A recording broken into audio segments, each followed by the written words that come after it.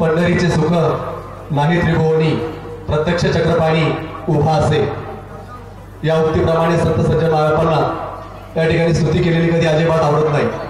म्हणूनच मगाशी दिगंबर महाराज म्हणले की त्या या ठिकाणी कार्यक्रम पत्रिकेवर माझं वेदांतचार्य नाव टाकलं. महाराज, तुमचे गुरु डॉक्टर नारायण महाराज जाधव या ठिकाणी ग्रामस्थ त्यांना भेटले आणि नारायण महाराजांनी सांगितलं, या ठिकाणी तुमच्या गावचा माणूस या ठिकाणी खरोखर कस्तुरी मृग आहे आणि त्यांचा सुगंध आणि ते माझे महान शिष्य आहेत. डॉक्टर नारायण महाराज सुद्धा ब्रह्मचारी आहेत आणि ब्रह्मचारी माणसाचा शिष्य देखील ब्रह्मचारी आहे. महाराज, आपण वेदांत मगाशी फक्त 10 मिनिट सांगितला, परंतु त्या 10 मिनिटांमध्ये अशा प्रकारचं काही ज्ञान देऊन गेला की याच्यापेक्षा वेगळा वेदांत काय असतो. म्हणून महाराज या ठिकाणी आचारी अतिशय चांगल्या प्रकारचं जेवण सुद्धा बनवतो आणि म्हणून सर्व या ठिकाणी भक्तांची फोटो भरतात आणि आपण तर वेदांतचार्य आहातच, यात मात्र तीळ मात्र शंका नाही.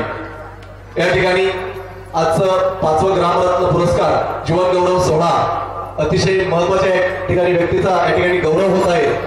आपल्या गावचे या ठिकाणी सुपुत्र माननीय जालिंदर शेठ गागरे साहेबांना मी विनंती करतो की आज आपण त्या ग्रामरत्नाचा या ठिकाणी आपण शब्दांकन करण्यासाठी या ठिकाणी विचारमंचावरती यायचे.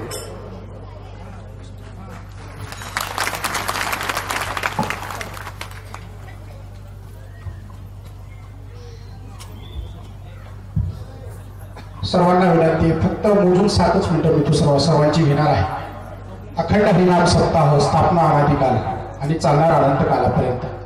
अनंत कालापर्यंत चालणारा हा सप्ताह यावर्षी आणि अनादिकालापासून त्याचा प्रारंभ खऱ्या अर्थानं देवाच्या जन्मापासून म्हणजे रामजन्मापासून आणि अनंत कालापर्यंत चालणारा हा सप्ताह सांगता म्हणजे भक्ताच्या जन्मापर्यंत, हनुमान जन्म. खऱ्या अर्थानं आपण सगळी गावकरी मंडळी ह्या नामयज्ञामध्ये हे जे काही महाराज मंडळी आपल्याला जे काही ब्रह्मज्ञान आपल्याला पाचतात सांगतात ते घेण्यासाठी या ठिकाणी आलेलो असतो.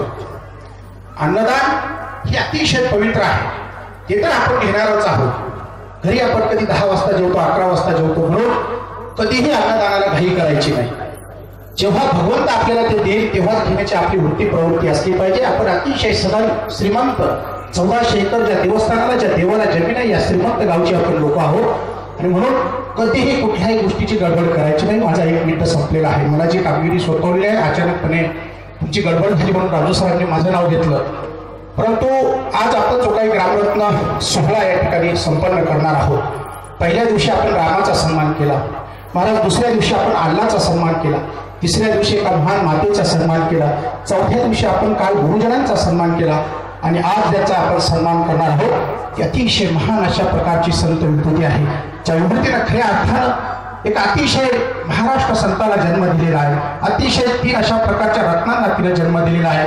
अशा महामातेचा, अशा अतिशय पतिव्रता स्त्रीचा, जी अतिशय महान अशा सत्पुरुषाची भगिनी आहे, जी अतिशय महान अशा सत्पुरुषाची नाम संप्रदायाची ती सौभाग्यवती आहे आणि अशा महान एक आपल्या गावची तारा, ज्या ताऱ्यानं चमचमत्या हिऱ्यांना जन्म दिलेला आहे, अशा मातेचा आपण या ठिकाणी सन्मान करणार आहोत. आणि ती माता आहे विठ्ठल भक्त, परम भक्त, अशा प्रकारची संत विचारवंत ताराबाई एकनाथ नरोड. मी आईला विनंती करतो की आईनं या ठिकाणी व्यासपीठावर यायचं. काही मंडळींना वाटत असेल की आजचा सन्मान महाराजांच्या हस्ते होणार आहे, परंतु का अशा प्रकारची योजना आपण आरंभली? कारण ज्या मातेनं खऱ्या अर्थानं आपल्या सुपुत्राला त्या इंद्रायणीच्या काठावर टाकून दिला आणि सांगितलं की बाळा, तुझे हात, तुझे पाय रोज या पांडुरंगाला प्रदक्षिणा घातली पाहिजे, तुझे हात त्या समाधीवर रोज लागले पाहिजे आणि म्हणून त्या पवित्र हाताने खऱ्या अर्थानं आपल्या मातोश्रीचा सन्मान या ठिकाणी होणार आहे. मंडळी, आई काय असते? आई खऱ्या अर्थानं सांगत असताना एका कवीनं सुंदर आईचं वर्णन केलेलं आहे. फक्त मोजून माझी 3 मिनिटं आता संपलेली आहे. कुणी शांत चित्ताने खऱ्या अर्थानं हा ग्रामरत्न पुरस्कार या ठिकाणी देत असताना आपण त्या व्यक्तिमत्वाचं कौतुक भरून आपण केलं पाहिजे. काय करायचं कौतुक? तर खऱ्या अर्थानं भक्तीचा पुतळा, पांडुरंगाची भक्ती आणि ते जन्मापासून तर हा देह, आत्मा ह्या देहामध्ये अशापर्यंत ती भक्ती चालणार आहे. माझ्यापेक्षा तुम्हाला सगळं ह्या आईंचं माहीत आहे, परंतु माझा लहानपणीचा काळ महाराज तुमच्या वडिलांबरोबर गेलेला आहे. मी मोरदऱ्यामध्ये असायचा, सप्ताह चालू झाला की मी याच ठिकाणी 7, 8, 9 दिवस या ठिकाणीच राहायचा आणि माझी संत मंडळी खऱ्या अर्थानं माझ्या सानिध्यात यायची. एकनाथ महाराजांचं नदीवर जायचं, आंघोळ करायची, लंगोटी लावायची आणि 2-3 तास संगमेश्वराच्या मंदिरामध्ये अगदी समाधिस्थ व्हायचं. अशा प्रकारची त्यांची चर्या, अशा प्रकारचं त्यांचं हे जे काही जीवनक्रम मी बघितलेलं आहे. मंदिरातही आल्यानंतर त्यांचं प्रवचन असायचं आणि प्रवचनामध्ये एक दृष्टांत लहानपणी मी त्यांचा ऐकला होता आणि त्यांनी खऱ्या अर्थानं ह्या प्रल्हादाचा जन्म कसा झाला, कारण दोन्हीही त्या ठिकाणी राक्षस कुळातली असून प्रल्हाद त्यांच्या पोटी कसा जन्माला आला, अशा प्रकारची कथा लहानपणी मी ऐकली होती आणि त्या कथेचा प्रचंड परिणाम माझ्याही जीवनावर झालेला होता. मी मातेबद्दल या ठिकाणी सांगणार आहे. हा सन्मान खऱ्या अर्थानं या ठिकाणी होतो एका माऊलीचा, या ठिकाणी हा सन्मान होतो एका नाथ संप्रदायातील अतिशय महान सत्पुरुषाचा, वैकुंठवासी एकनाथ महाराजांचा सुद्धा हा सन्मान आहे. या ठिकाणी हा सन्मान होतोय या मातेच्या भावाचा, ज्याने खऱ्या अर्थाने या विश्वामध्ये आपलं नाम कमवलेलं आहे. ते अतिशय सार्थ अशा प्रकारचं व्यक्तिमत्व, आदरणीय, वंदनीय, विश्ववंदनीय अण्णा हजारेंचा हा सन्मान होतोय. या ठिकाणी वेदांतचार्य हरिभक्त परायण आमचे दिगंबर महाराज आणि त्या दोन्ही मुलांचा खऱ्या अर्थानं या माता माऊलीनं आपल्या या 3 पुत्रांना खऱ्या अर्थानं जन्म दिल्यानंतर कशा प्रकारचे संस्कार या मुलांवर केले, ते संस्कार अशब्द रूपानं तुमच्या आमच्या सर्वांच्या समोर अगदी ओघवत्या वाणीमध्ये अगदी या इंद्रायणीच्या पवित्र पाण्यासारखे तुमच्या आमच्या अंतःकरणाला शुद्ध धुवून गेले.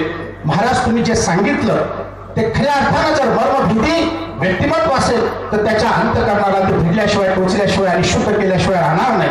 आणि म्हणून आईचं फक्त 2च मिनिटामध्ये मी महात्मा सांगतो.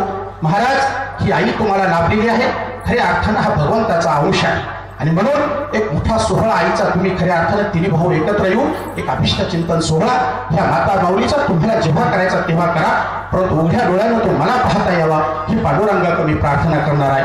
आणि म्हणून मंडळी, आई आभाळाचं मन, आई आभाळाचं मन, आई चंदनाचं मन, तिच्या होठातलं असू, तिच्या होठातलं हसू असे कुबेराचं धन.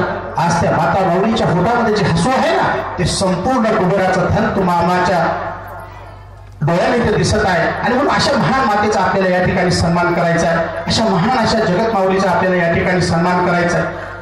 परिसाच्या शोधामागे धावे दुनिया सगळी, परिसाच्या शोधामागे धावे दुनिया सगळी, आई असते का सांगा परिसाहून वेगळी.